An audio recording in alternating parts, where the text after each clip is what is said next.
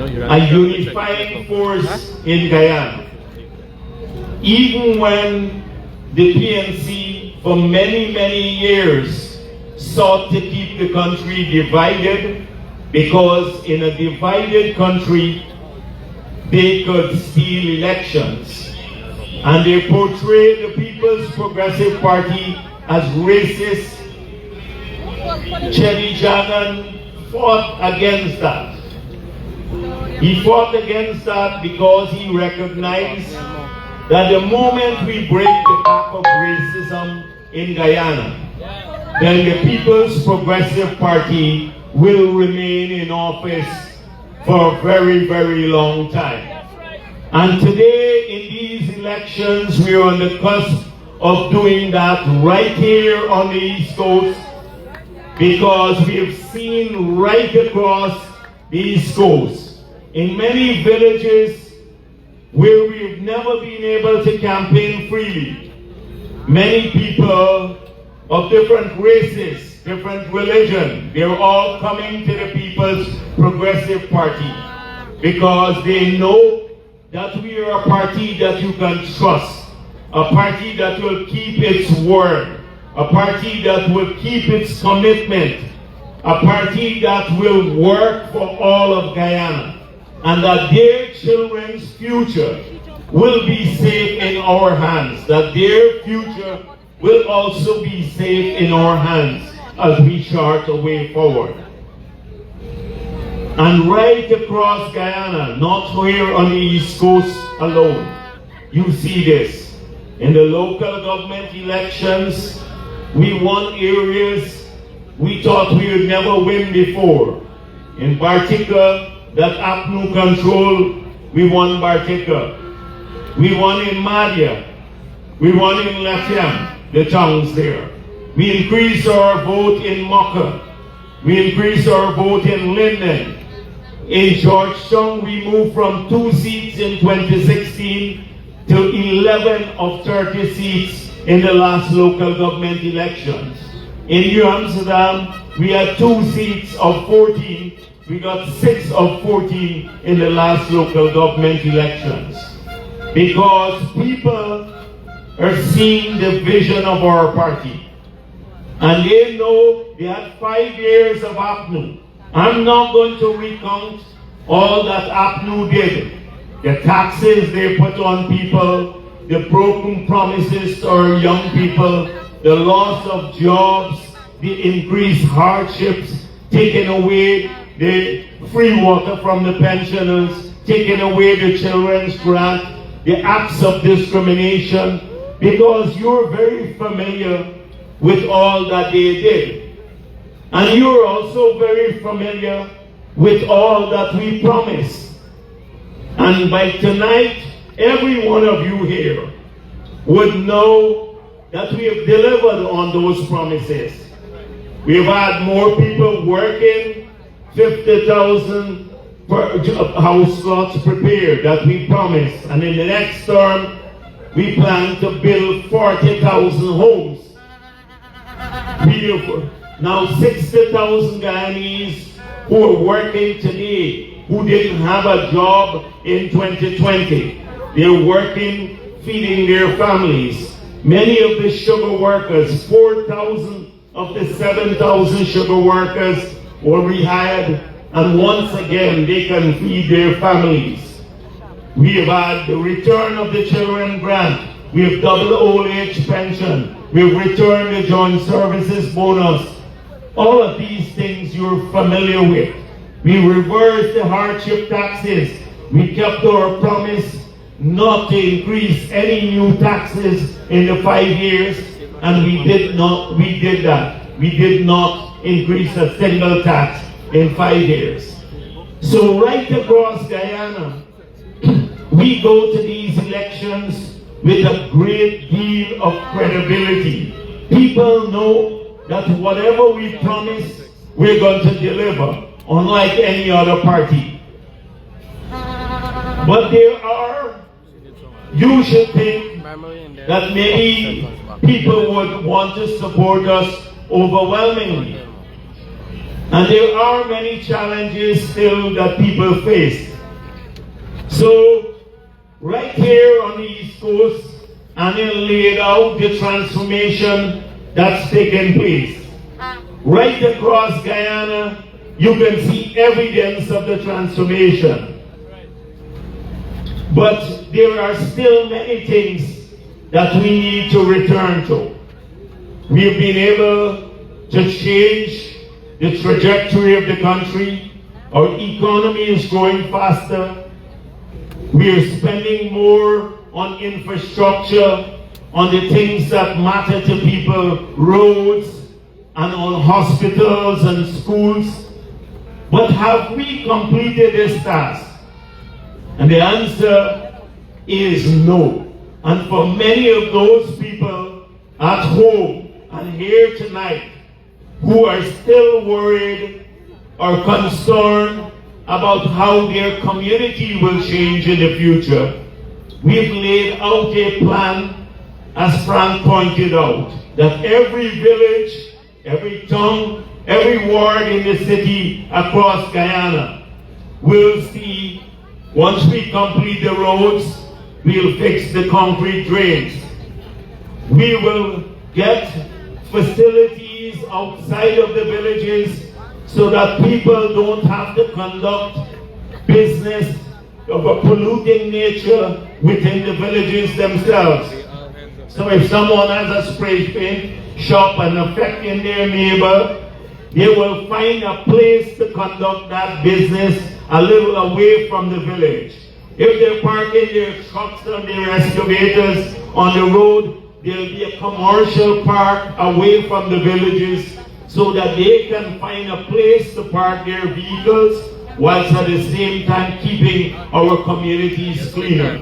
The lights in the community, security cameras to keep the community safe. Every village recreational facility with lit grounds so that in the evenings our young men and women can go out and play some sport or have some recreation. Or the pensioners or the older people can go out for a walk and feel safe in the villages. That is how we see our communities evolving. Cleaner, safer communities. The next thing is at the personal level. How can we help people? Many people, we still have a lot of poor people in Guyana. And sometimes they say, how come we're an oil-producing country and we still have poor people?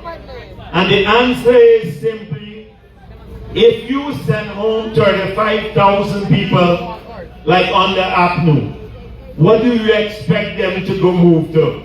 The ranks of the rich or become poor? And that's what they did. People lost their jobs, businesses were shut down, we retrogressed as a country. So, at each household level, that is why we said, when you earn now, we want better paying jobs across our country. And we're generating thousands of new jobs. In the 12 hospitals, we need 6,000 people to work in those alone, and we'll be building more. In the hotels that are being built in Georgetown, we need another 6,000 to work there. When we build 40,000 homes in the next term, which is 8,000 homes per year, that means thousands of jobs more for our people. When we build the concrete drains in the villages, more people can get the concrete drain work, small contracts, and work in this area. More work, better paying jobs for people. When you earn this money, we want to keep people to keep more of that. So we will do like what we did in the first term, lower taxes, so that you can keep more of that money that you earn because you'd have to pay less taxes to the government. Then we want to take away the burden of education from the family. We're already paying for university. Anyone who needs a scholarship in the next term will have it funded by the government. If you want to go and train to get a skill, the government will pay for it. the children will get hot meal in schools. Every year, our children will receive $200,000, those in private schools and public schools. That alone will cost $40 billion per year. $40 billion moving from the government into the pockets of their parents. Because when you take $200,000 and you multiply by the 200,000 children we have in school, that's $40 billion a year moving from the government into the pockets of their parents. When old age pension is increased, that will give another $20 billion in the pockets of the people receiving pension when it goes to $60,000 per month, and they will also get a transportation grant. We are going to nearly double the public assistance program so people living with disability can earn more. That will cost $9 billion more per year, putting that into people's pockets. More people will get house lots, young people. We're going to give them a grant to help them build a home, and those who need a grant to improve their home, they too will get a grant to improve their homes if they're poor families. These are the things that you can expect from us in the next term, because many people have seen the changes in the country, but it was not an easy 5 years too. And when I come here, I know we should be shouting and hailing all the good things, but sometimes it's important to talk about the challenges we face too. And the 5 years, after the first 2 years, where we were hit by COVID, and then the war started between Russia and Ukraine, and fuel prices skyrocketed, and the cost of living started going up.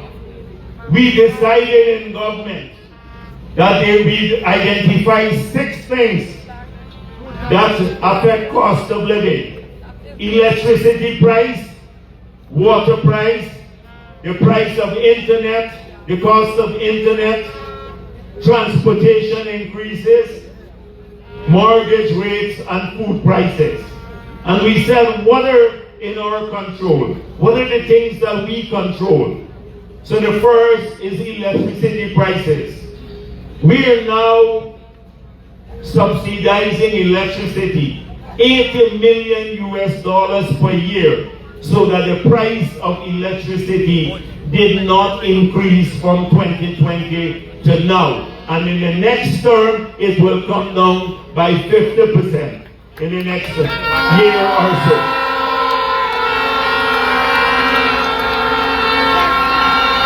There's been no change to the water price because we are subsidizing water rate. Every gallon of gas that you buy now, or diesel, to put in your car, there's a $560 subsidy on that, so that your transportation costs will not go up. We lower mortgage rates, and we also liberalize telecommunication to keep the internet rate down. The food prices, we did not have the same sort of success. And that is why in the next term we said we have to focus more on cost of living issues. We will get cheaper cooking gas, farmers market, because what we discovered, that even when we produce more, prices still keep going up. Like, I give one example. When you look at cassava prices in Freedom Hoop, the farmers get $40 per pound. By the time it reaches Freedom Hoop, it's $120 a pound. By the time it comes to Monrepo market, it has gone up even higher. And we have increased production of cassava from 3 million pounds per year in 2020 to 20 million pounds per year just in that region. So we have to make sure that we help people grow out of this, and we'll do that by putting more money in their pocket. by taking away some of the costs from them so that they don't have to fund these costs. These are the ways that the PPP government manages. Unlike any other party, they would not have even paid heed to those issues when the challenges arose. So today, exactly, that is what. Look at how when they took away, the comrade said they look after themselves.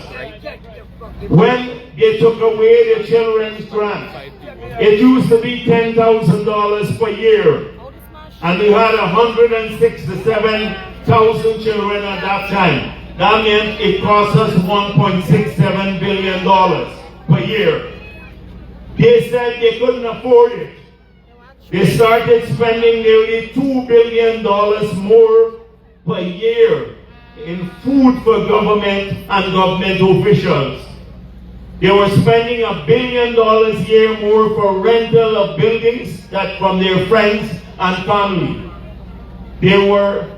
They started a program where the ministers and their families had private health care that we were paying for. So if they got sick, they would go to Ireland for health care and not the Georgetown Hospital. We stopped all of those things once we got back into office. So there is a huge difference between these parties that are contesting the elections. So I want you to know tonight, as we speak to those at home, that you need a party in office that will continue to address the big things, keeping our country safe on the border, addressing issues of national transformation, changing our society, building the highways and the roads with the capability to do so, whilst at the same time touching on the small issues that affect people in their communities, like picking up garbage. Everywhere we go, we're confronted with this issue. The NDC is not doing a good job at picking up the garbage.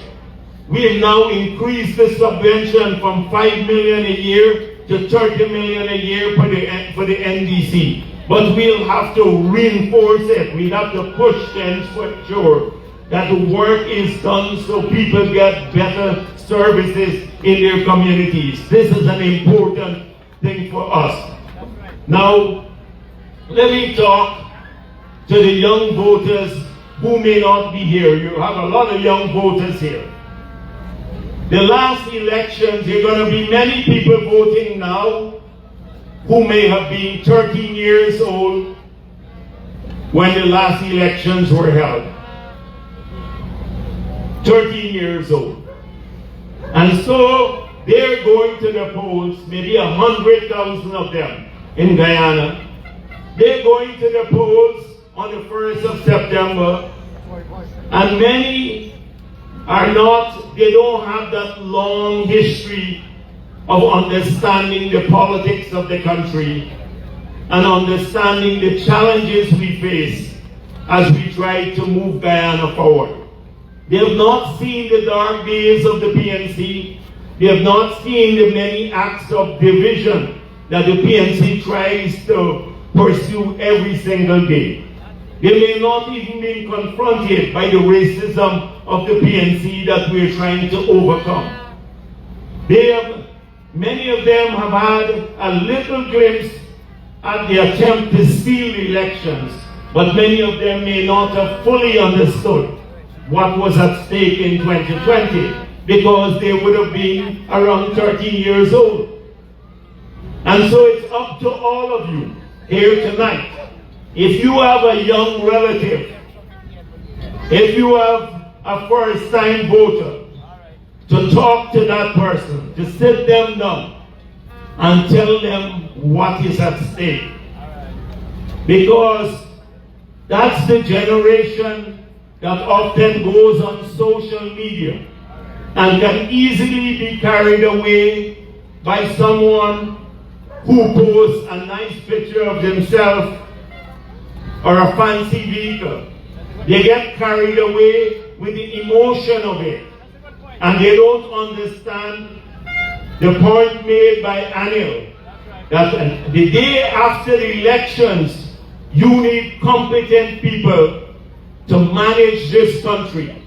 If there is a challenge from Venezuela, right now as we speak, there are American warships out there fighting drug trafficking, and they've designated the Venezuelan state as a narco state. We've seen the links between Azruddin Mohammed and Venezuela. They refused to answer the question why the father was at the Venezuelan embassy a few weeks ago. We believe we know why. Because they believe that if the American sanctions were to be actualized and they're wanted up in the US, they can flee to Venezuela to avoid being extradited to the US. But our 5/8 of our country is under threat with the Venezuelan aggression. And we have the strong American support to add to our diplomatic strength to thwart that attempt against our sovereignty. So the young voters may not be thinking about that too much. How much is at stake? They may not be thinking about the next day after the elections. What if by some miracle they were to succeed as they're trying to do? Because APNU and AFC and Azruddin Mohammed, they're working for one objective. You hear them say it every day. Let's bring the PPP down to a minority government. I think they know that they can't win the presidency, even the crazy one. And I'll talk about that in a minute. But they know that if they can bring us back to the period in 2011, when we controlled the presidency, but we did not have the majority in the parliament, that they can then basically stop everything as they did in those 3 years under Ramatar. In those 3 years, nothing practically happened. Every budget we put forward, they cut. We put forward budget for Amerindian development, for university education. They cut all of it because they were in control of the parliament. So that's what they're hoping for. That's why they're working together. Well, it's not going to happen. We're going to win the election overwhelmingly with a clear majority.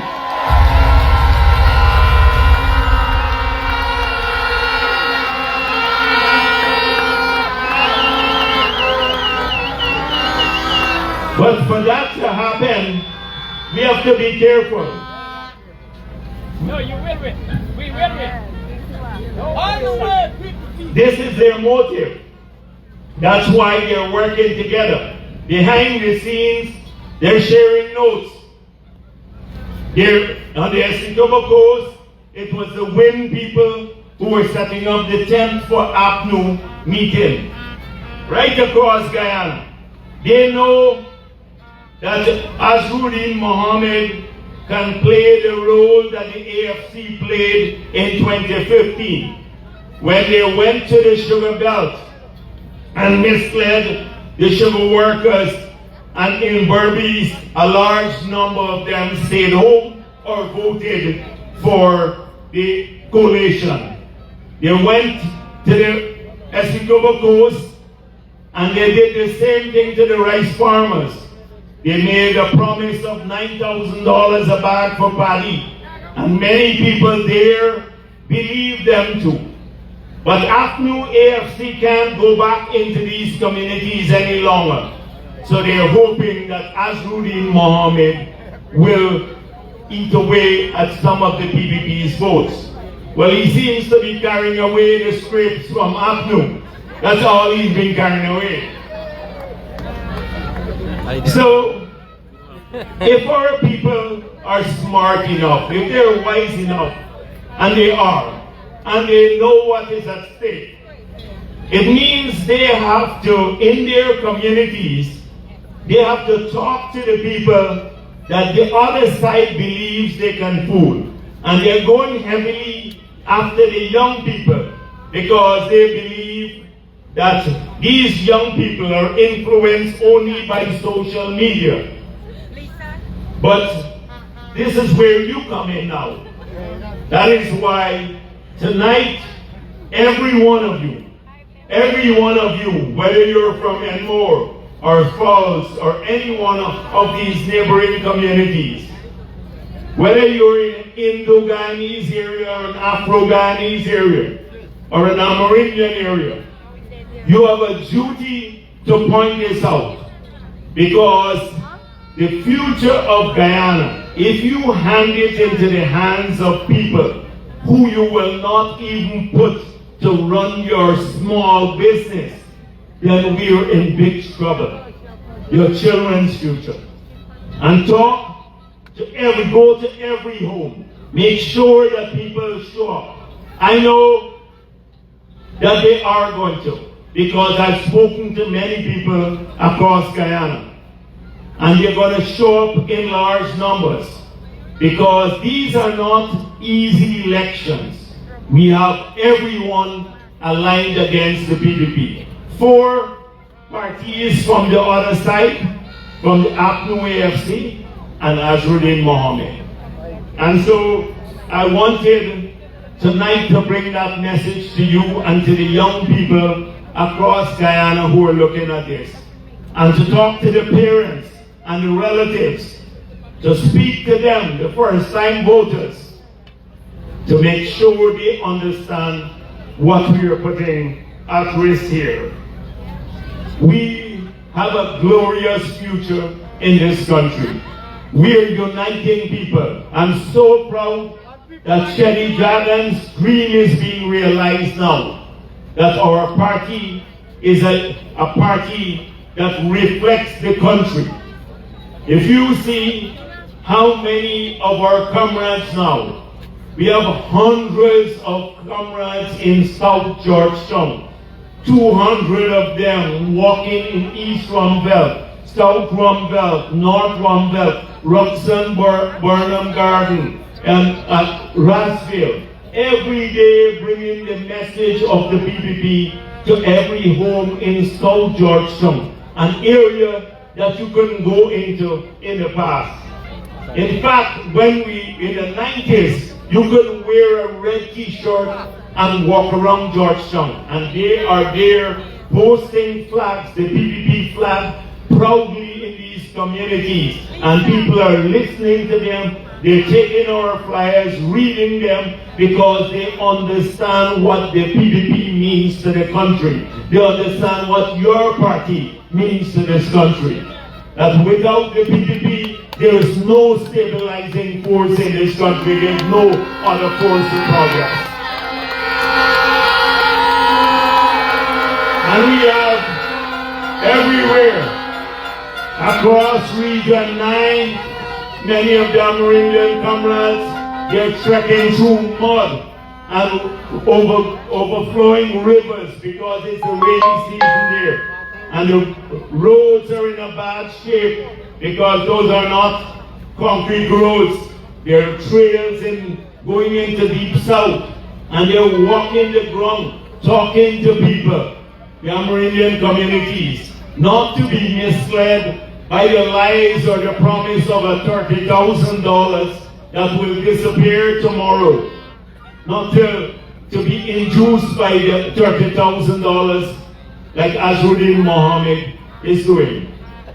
So today I came out here largely to talk about these few things and to ask you to make sure we have about 7 days more that you are ready to assist.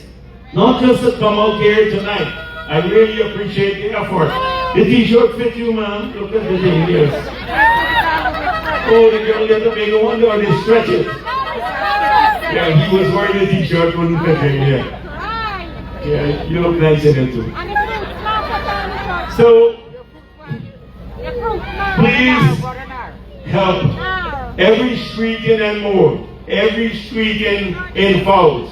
You know, the last local government elections, we won 67 of 80 areas across Guyana, 67 of 80 local government bodies. And guess which one we had a reversal in? One we had a reversal in the whole country was the Buxton Falls NDC. You know why? Because people from Falls decided, we don't need local government elections, are not important. Imagine we won in 67 right across Guyana of 80.